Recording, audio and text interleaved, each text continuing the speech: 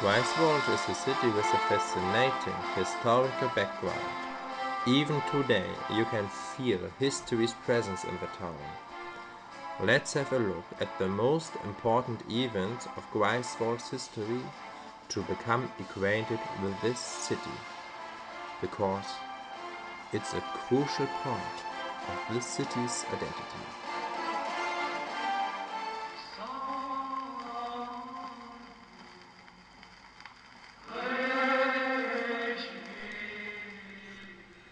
Let's start at the year 1199. Danish Cistercian monks founded the monastery Hilda. They needed a new place to settle because the old monastery was destroyed in a war between Denmark and Brandenburg. Hilda became a wealthy monastery because of salt sources and many estates which were given to them by the Prince of Rügen.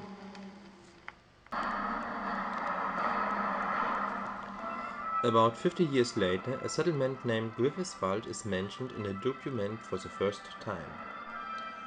The name may have meant forest of robbers, but later it got the meaning of forest of the Griffin. The people were very happy about this reinterpretation, because nobody wants to live in a city which is associated with robbers. This change of meaning may have had different causes. In an old Nordic German language, these two expressions sound similar, and the griffin is the heraldic animal of the dukes and princes of this part of Germany, called Pomerania.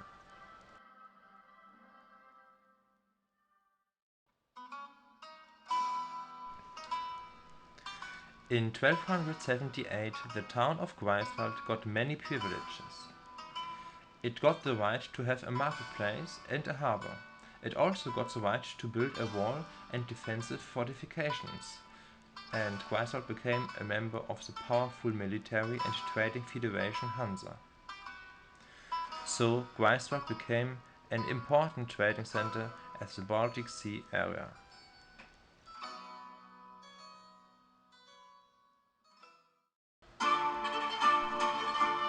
In 1456 the University of Greifswald was founded by its major Heinrich Rubino, after the ban of the empire to Rostock had caused many problems for the university to Rostock. The founding of Greifswald's University was a very important step for the economy and the general development of Greifswald and this part of Pomerania. Greifswald became more powerful and got a high prestige. Its importance for and influence on Pomerania and even many Baltic countries and cities rose. But in order to get construction material for the university, the monastery Hilda was destroyed.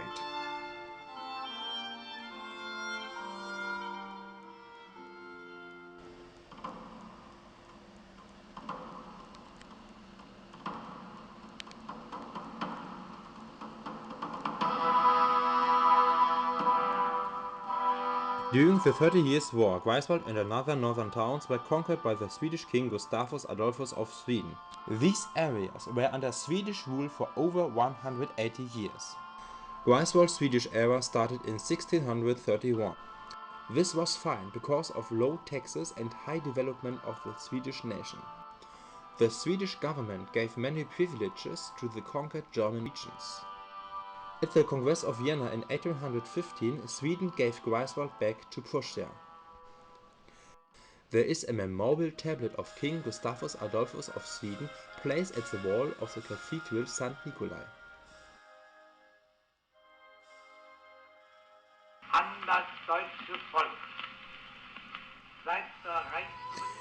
During the World Wars there was only little damage. But in the years of the German Democratic Republic many buildings declined. If public authorities had cared about old buildings, they would have had the chance to conserve them. But in many cases old buildings were demolished because to build prefabricated flats. Since the 1990s many buildings were restored in Greifswald. Places and parks are created and a nice, beautiful young city developed. Today, Greifswald is a witty, colorful community with over 55,000 inhabitants and a lot of eye-catching places. Even today, there are a lot of traditional producers who offer handmade goods. But of course, there are also innovative companies who manufacture high-tech products. Many of these products are elegant and stylish. Others are simple and functional. If you visit Greifswald, you will experience history's presence. You can enjoy the nice places and get great impressions by Greifswald's unique features. Therefore, let's start with our little city tour. I wish you much fun and many beautiful impressions.